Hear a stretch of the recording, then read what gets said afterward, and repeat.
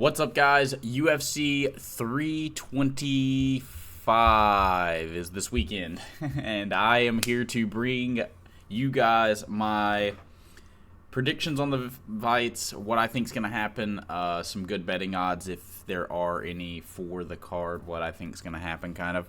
But first, what I'm going to do is show you guys a competition we do here on this channel so that you guys can make $100 each numbered event or pay-per-view, whatever you want to call them now. All you will have to do is come to Tapology.com. This is completely free, and it takes nothing other than having a Tapology account and a CashApp account to do. I have to send you money through CashApp, and all you have to do is win on Tapology in our group. So you'll come to Tapology.com/groups/2048. If you join the group, I will allow anybody to join and win. Like last week, I won our event. I got 9 out of 11 fights right and was the winner in the points bracket. You will win $100. If I win it, nobody gets paid. But you'll see the event before that, UFC 323. We had Pac-Man 77 win. He won $100. I still do need to pay him out because we had some unfortunate events happen close to the holidays and wasn't able to pay that out just yet. But that's all you guys have to do to join, and then you will do what I do right now to make your entry into the picks. Anyways, we will start with the early prelims and break the card down all the way up to the main event. Let's start with our road to the UFC guys, who I'm going to know absolutely nothing about. Yeah, let's begin. We've got Namsarai Batbayar versus Aaron Tal. We know Aaron Tal. He was on the Contender Series, ended up losing to Elijah Smith. We do not know the other guy, is how we'll put this. That's how we're going to call that. That's this guy's name, the other guy.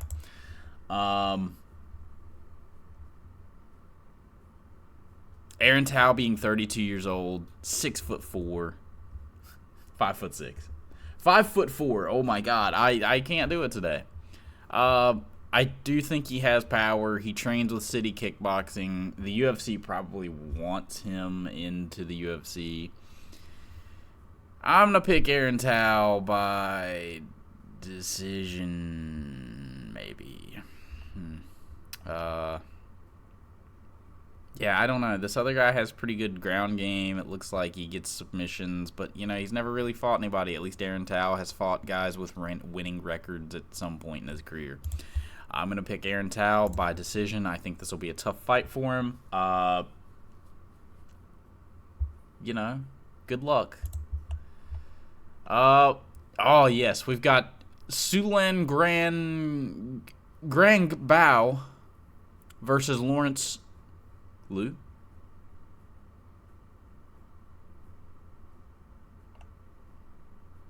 We got a bout in the bantamweight division. That's what I figured out, folks.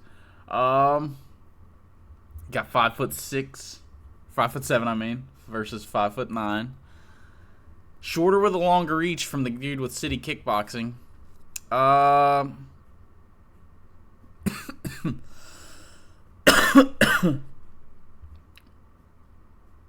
Neither one of them have really fought much for competition. And Lawrence Liu did lose to a 2-1 fighter. Man. Your guess is as good as mine, fellas. I'm going to pick the guy with the longer reach. And better KD record. I'm going to pick Lawrence Liu by decision.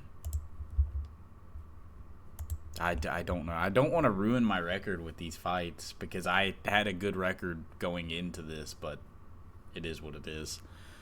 I'm 9-11 on the last card's picks, and don't want to add these road to the UFC fights for this, but it is what it is. We've got Sebastian Zalai versus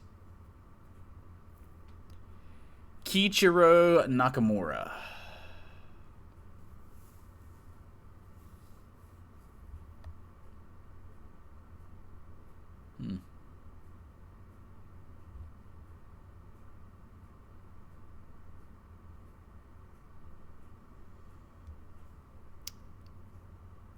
I'm going to pick Sebastian by decision. I think all these Road to UFC fights are going to decision, I guess.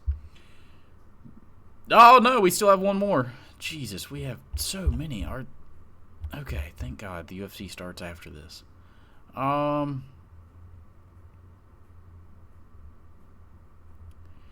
We got Dom Farmarfan versus Sang Uk Kim. South Korean, I'm picking him, I think. Give me a second to actually look at his record and who he's fought. Oh, he fought Rong Zhu. He fought Quillen Salkild.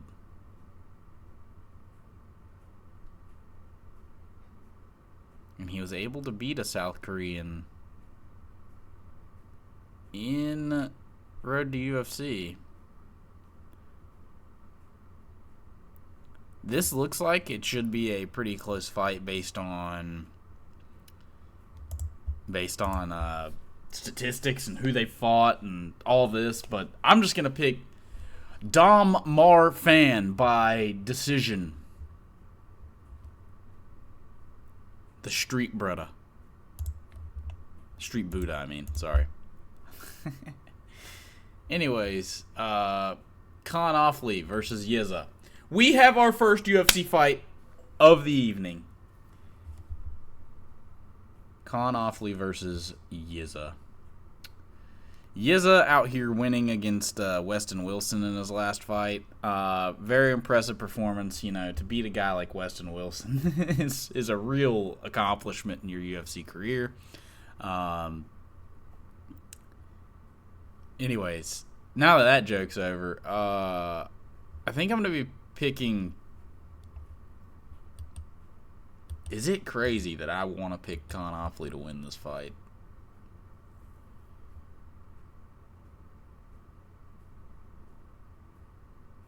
Is it actually crazy?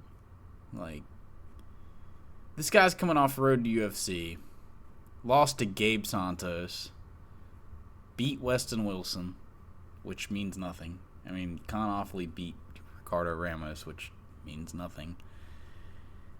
It's just two guys you don't know, you know, whether they're this good or not. I'm going to pick Yeza tentatively by... Have you lost by knockout? You have. I mean, Yeza seems like he's more of a grappler, though.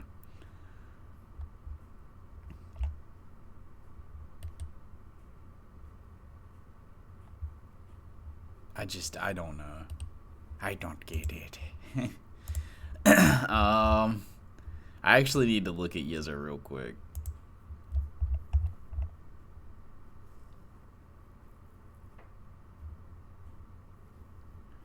Armbar, rear naked choke. He looks like he's a grappler. And it looks like his knockout of Weston Wilson was just because Weston Wilson sucks.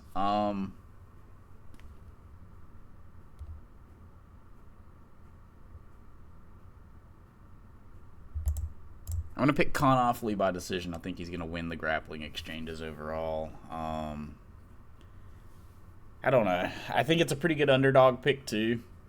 It's not like Khan Offley's lost to the worst fighters in the UFC. He did lose to Muhammad Naimov, though. Kind of a tough loss to have, in my opinion. Because Muhammad Naimov ended up getting dominated by Felipe Lima, if I remember right. Sorry, I do have to go back and look at some of these here and there. But if I remember right, Naimov got defeated by Felipe Lima pretty easily. Yeah. Down at 35. Moved up to 45. Was able to beat Bogdan Grad. Lost to Marian Santos as well.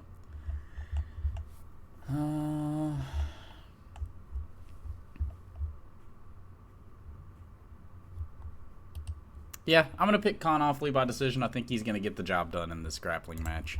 I do think we're going to grapple a lot. Or maybe it ends up being like the Weston Wilson fight and Yeza knocks him out on the feet. Now, let's move into some easier fights. Or not easier fights, but better fights. We've got Jonathan Mikolaev versus Oban Elliott. Sorry, Oban Elliott, but I'm going to be picking the bigger, rangier of the two welterweights. I know it says they're both 6 foot, but I swear not Giuseppe, Jesus, where did Giuseppe come from? Is that who? Yeah, that's who he beat. I swear that Mikolaev is a little bigger than 6 foot, but I'm going to be picking Jonathan Mikolaev to maybe get a submission here. But I think he should end up getting the win here. You know, none of Oban Elliott's victories are impressive. Like, he beat Val Woodburn. He beat Preston Parsons. And he beat Basil Hafez. Lost to Suk Young KO. I'm going to be picking Jonathan Mikolaev by decision. I have a feeling a lot of these fights are going to be decisions. I know he's the favorite on betting odds, but in Tapology, people are thinking Oban Elliott's going to win.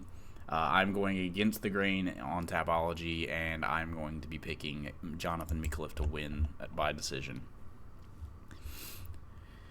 Moving on to the middleweight division, we've got Jacob Malkoun versus Torres Finney. Jacob Malkoun has defeated the great Andre Petroski by hip. He hit him with his hip and caused a finish.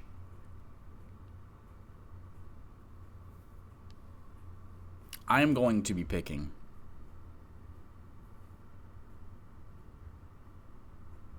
this is actually pretty difficult because these are both like short, stocky wrestlers at 185 or grapplers at 185 pounds. You got a 5'9" 185 pounder and a 5'8" 185 pounder.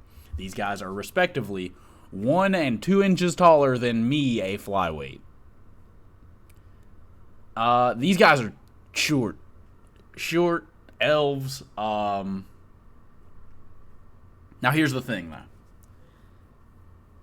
I think Torres Finney and his victory over Robert Valentine was not that impressive. He did end up beating Cam Ralston, who has proven to be another pretty solid fighter. Jacob Malkoun has had so much time off. At least Torres Finney has, been competing somewhat. I do rate Jacob Malkoun as the better fighter, I think. And I just don't want to pick Torres Finney's style to ever win a fight.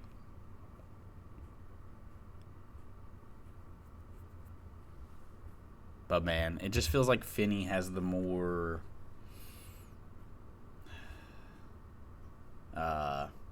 he has more shit on his side right now. I'm going to be picking Torres Finney.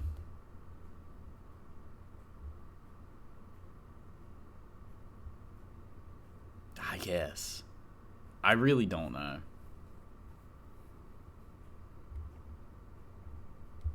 Torres Finney by decision. Just let me out of here. Anyways, moving on. Cameron Ralston versus Cody Brundage. I will never pick Cody Brundage to win a fight. Unless it is just one like the Julian Marquez fight that he just actually can win. I'm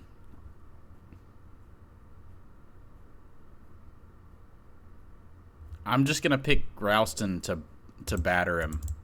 I think that round 1, Cam Ralston gets out Cody Brundage. Maybe submits him. I could see him like club and subbing. Here. Let's see here. Where is Cam Ralston? Wait, also, I don't need the coin for this card. Praise be. I don't need the coin, boys. This is good. Anyways, let's see what Ralston has done submissions-wise. I mean, 50% of his wins are by sub, man. I do think he has a pretty high chance of club and subbing Brundage here. I'm going to go against the grain. I'm going to pick submission. We're still going with Ralston, but I think he's going to end up battering him and then submitting him. Move on to the next round. And I think that submission will probably end up paying out a little more since so many people, especially on Tapology, are picking KO, although that could be different on betting apps. Moving on to the light heavyweight division, where we have a submission in the first round happening for Billy Elikana. He is fighting Junior Taffa. The Taffa brothers are terrible. We're just going to move on immediately. We will not really take part in actually having to think about this fight. Moving on to the main card, we've got Quillen Salkild versus Jamie Malarkey. Jamie Malarkey coming off of a big win against Rolando Bedoya, who I did not think he would beat. So it was kind of impressive in knowing that. But here's the problem. Quillen Salkild has anti-grappling. He's very good at anti-grappling. And I think he is going to knock out Jamie Malarkey in round number 2. I think that Malarkey did look improved in his last fight. He was able to take down Bedoya. He was able to control him, did a lot. He looked like a better fighter. He looks like a guy who has actually been training and trying to get better. But I just don't think Malarkey is at the same point, even right now, that Quillen Salkild is, a guy who started years after him, you'd imagine. I am going to be picking Quillen Salkild by knockout. Do not put this on your parlays. He is way too big of a favorite against a somewhat established UFC veteran. This is one of those matchups that could end up happening where, for some reason, Malarkey actually does win. But I doubt it. I don't think so at all. Moving on to the heavyweight division. We have the man who was too fat to fight last year. He literally said, "Mates, I'm going to be taking some time off. I'm so fat, I gotta..." I don't know. This man was 600 pounds.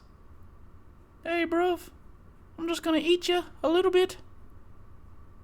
I think I'm going to pick Tai Tuivasa to actually swallow Talison Teixeira whole. And I don't know what that counts as. I don't know if that's a TKO or a submission. I guess since it's cutting off the breath of Talison Teixeira, it would be a submission. So I'm going to be picking round 1 sub by Tai Tuivasa because I think that when he's going to... Okay. Talison Teixeira is 6 foot tall with 7 inches on top of that.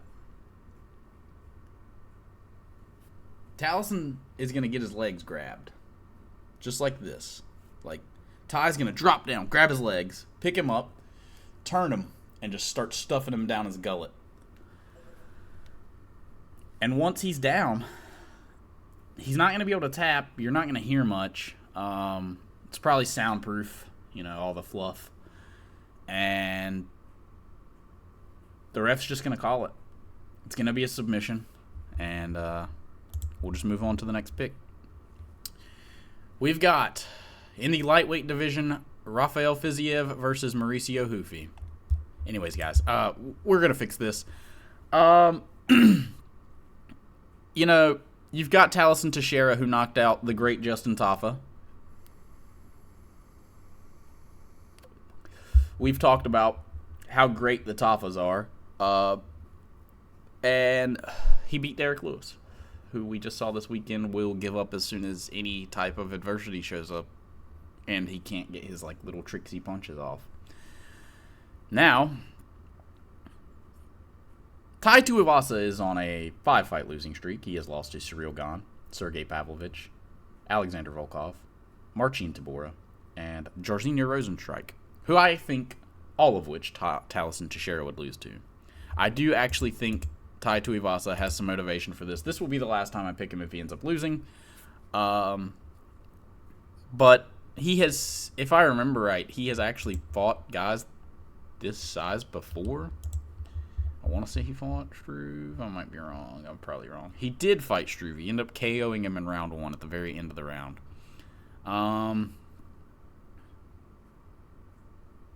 He seems to have a problem with speedy heavyweights, not really rangy heavyweights.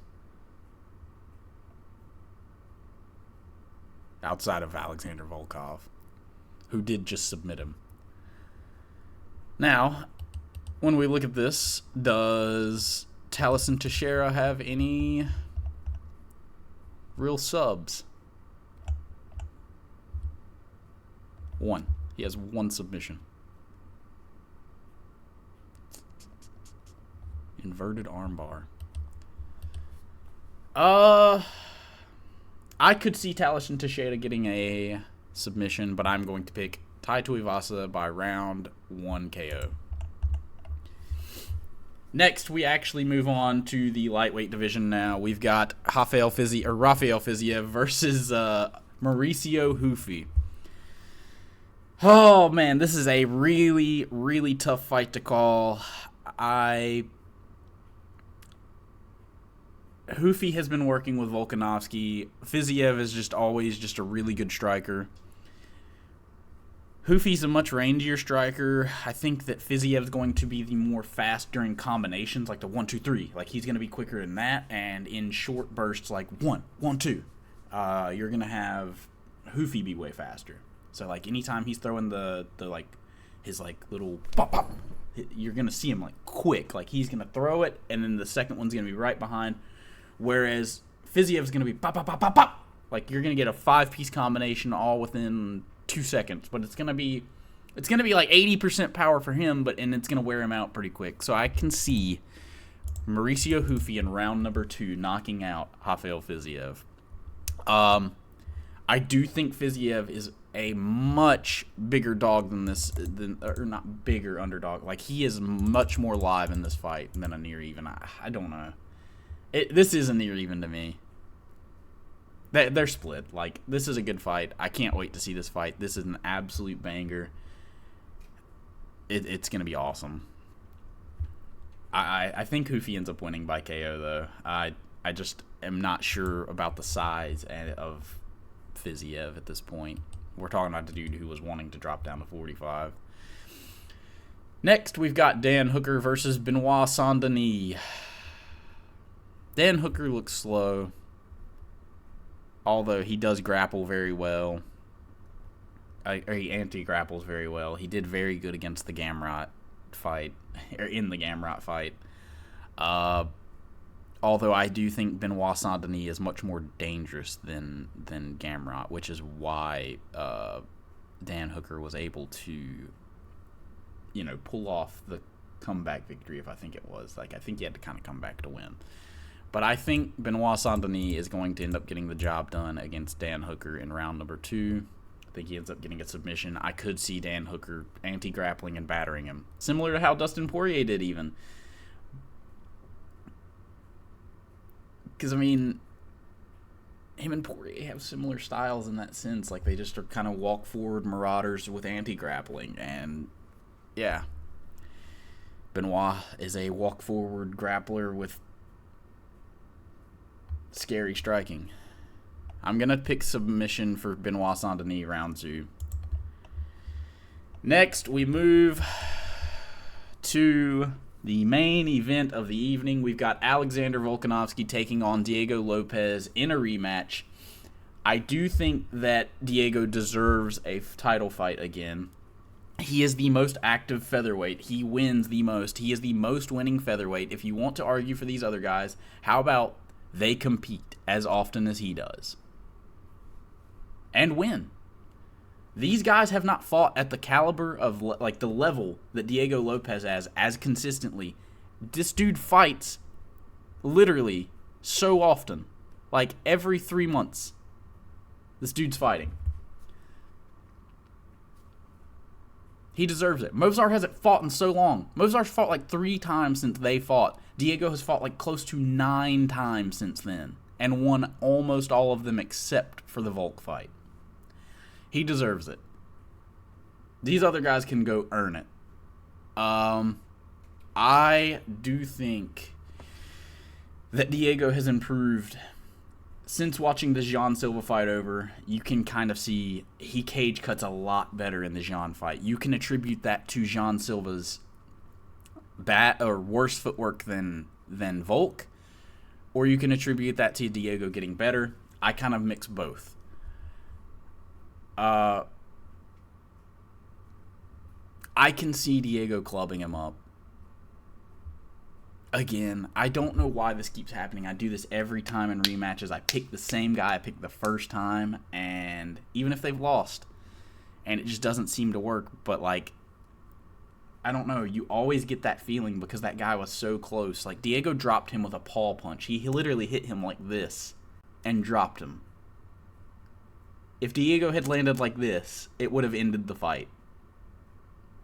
Like, Diego landed palm on Volk's face when he landed the strike to knock him down. Had he landed fist, the fight would have ended. So that has me picking Diego by round 3 KO. I think that Volk's going to look good early, and then he's going to get caught. I don't know why this happens. I don't know why I can't pick Volk. I love Volk. I literally love this man. He is one of my favorite fighters. He is the nickname I use for my fighting. My name is Alex as well. I use Alexander the Great. This dude is incredible. Volk is one of the most skilled fighters of all time, if not one of the GOATs. He should be the GOAT, or one of the GOATs. But his record also kind of spots it out, man. He's starting to lose now. Like, that record used to be beautiful and green, and now it is more red than green. And I have a feeling come tomorrow night, it will stay more red than green, sadly. Or not tomorrow night, Saturday night. I do love Volk, but I love Lopez as well. These are both two great fighters. You know what? Actually, I'm flipping picks. I'm going Volk decision. We're picking Volk by decision. Fuck, I can't do it. I got to pick Lopez by KO. Volk said he's even going to be more aggressive. Yeah. These are my picks. I'm going to save them.